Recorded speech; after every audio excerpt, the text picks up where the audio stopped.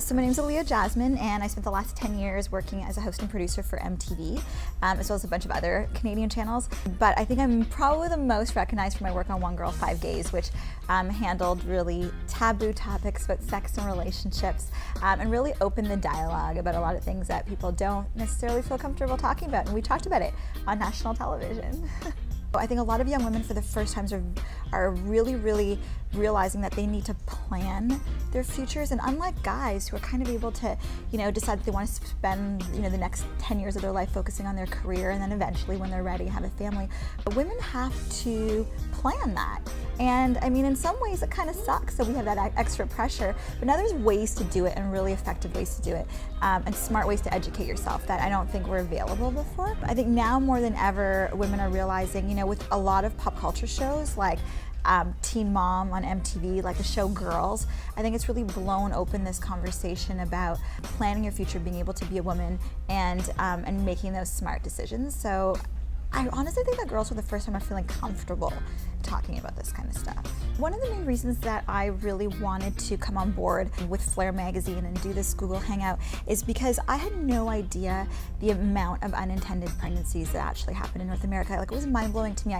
I've done documentaries about women's health in countries all over the world, and when I found out that in North America, half of pregnancies are unintended, and then of those, half of them end in abortion, that was mind-blowing. Like, that's Canada. You think about those kind of statistics when you think of developing nations, and it's not as shocking because there isn't the access to birth control, or there isn't, culturally, there might not be the openness for that discussion, or the openness for the discussion of birth control. But in Canada, I mean, I couldn't believe that it was so high. When I was growing up, I think it was kind of, I grew up in an immigrant family, and I think that it was like something you couldn't really necessarily talk to mom or dad about, because if you started the conversation, it meant that you were probably having sex and you didn't want to go there.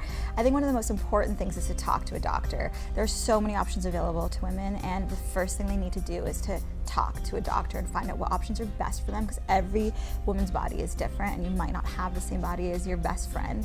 You can watch commercials about birth control pills that are really well-produced commercials, but it doesn't necessarily mean that it's the right thing for you. Like Jada's just released this IUS, and it lasts for 3 years, and it's a small IUS, and it's made for women who haven't had kids yet, and that's new for the world of IUS, and that might be the best option, and it takes away human error. And for some people that might not be the best option. I think you really just need to go to your doctor and figure out as a woman, what the best thing for you is. And when you think about like that stat we talked about that was shocking earlier about unintended pregnancies, I think a lot of that is due to human error, and it is a commitment to remember to take that pill every single day and on time. And I think that when you take out that human error and you find a way that works for you, where that's no longer a factor, then you can actually enjoy life better, you can enjoy your relationship better, your career more.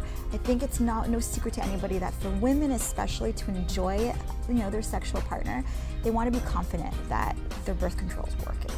As a woman, we should be able to choose, have the same right that a man does to have a career and choose when we're ready to have a family. I want a family, I want children, but I want to be able to do it when I'm ready for it.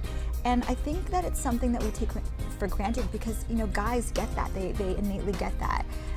They get to choose when they're just ready to have a family, when they want their career, and I think it's really important that women have that ability to choose when it's right for them, so that when you do become a mom, you're ready for it. Like if you've learned anything from MTV's Teen Mom, it's, be ready for it and do it when it's right for you, and don't rush into anything.